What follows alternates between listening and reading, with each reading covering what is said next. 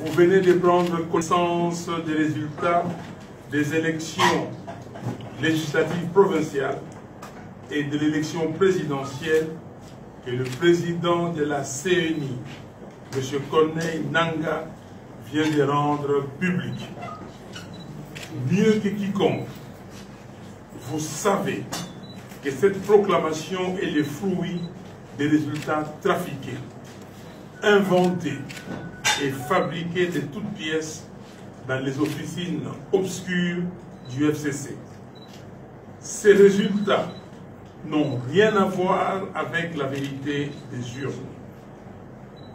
Il s'agit manifestement d'une escroquerie électorale inacceptable et de nature à provoquer des désordres généralisés sur l'ensemble du territoire national.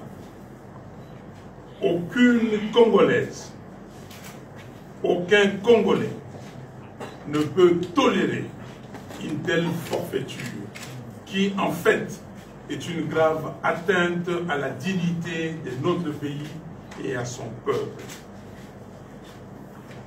Mes chers compatriotes, tout au long de ces processus électoraux périlleux et parsemés de toutes sortes d'embûches, vous avez fait preuve de courage et de sacrifice, d'une détermination sans faille, et vous n'avez reculé devant aucun danger pour garantir l'avenir.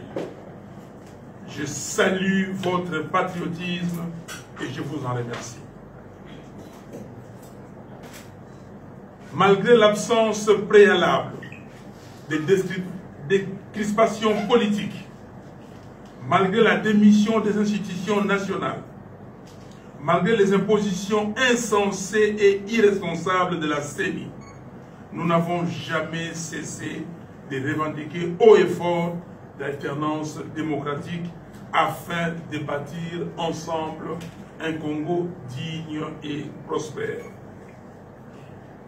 Mes chers compatriotes, devant la gravité de la situation actuelle, nous ne pouvons pas accepter, au bout de ces longs chemins de croix, que la volonté de notre peuple ne soit pas respectée. C'est pourquoi, tous ensemble, disons non au mensonge de M. Nangaa, non au tripatouillage des résultats et non au hold-up électoral.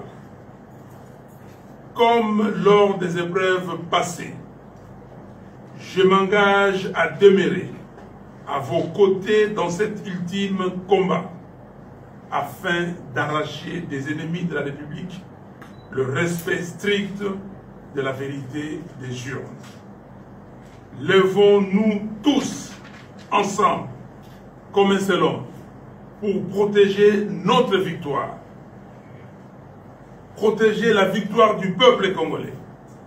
Main dans la main, poursuivons ces combats jusqu'au bout.